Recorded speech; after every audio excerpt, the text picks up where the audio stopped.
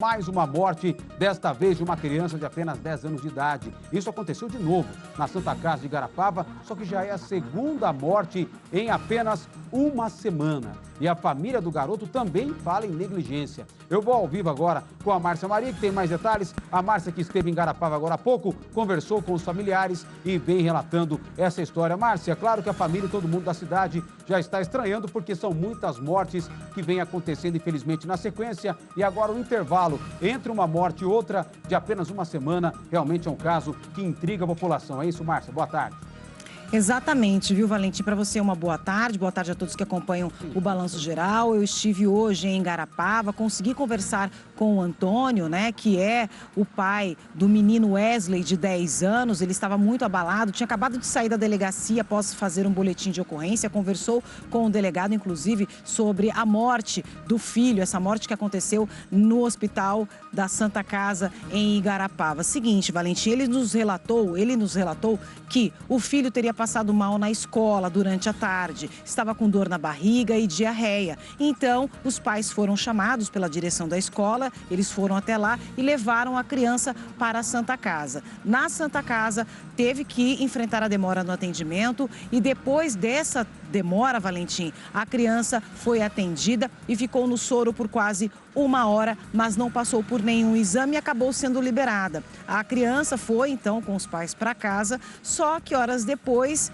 a situação começou a se agravar. Então, os pais, mais uma vez, levaram o filho, né, o Wellington, para o hospital. Chegando lá, mais uma vez, à espera no atendimento e, durante esse período, cerca de 40 minutos, essa criança acabou sofrendo uma parada cardíaca. Essa criança que estava na ala de observação sofreu uma parada cardíaca sentada numa cadeira, Valentim.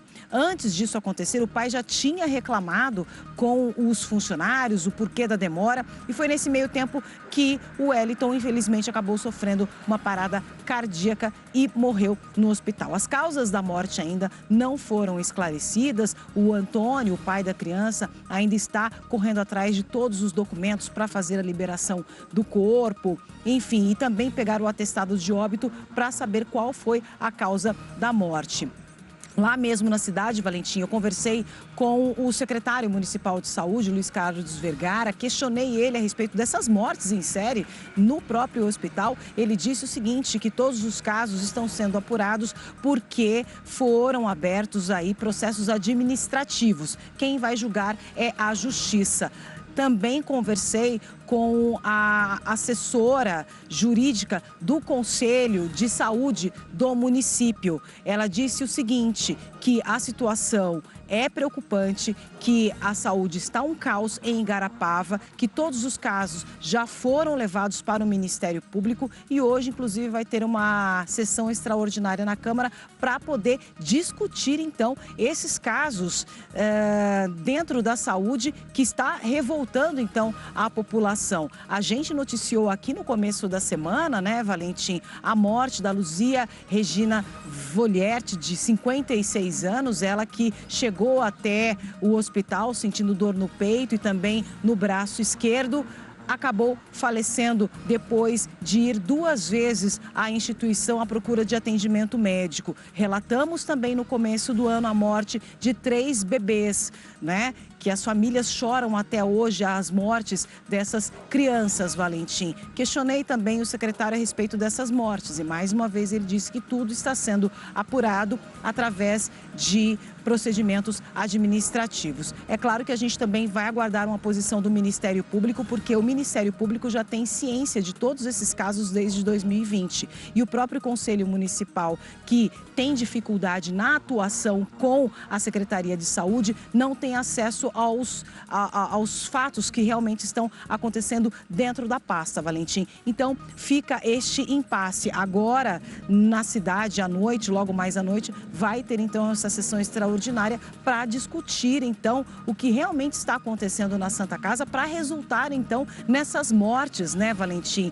Hoje, nós relatamos a morte de mais uma criança.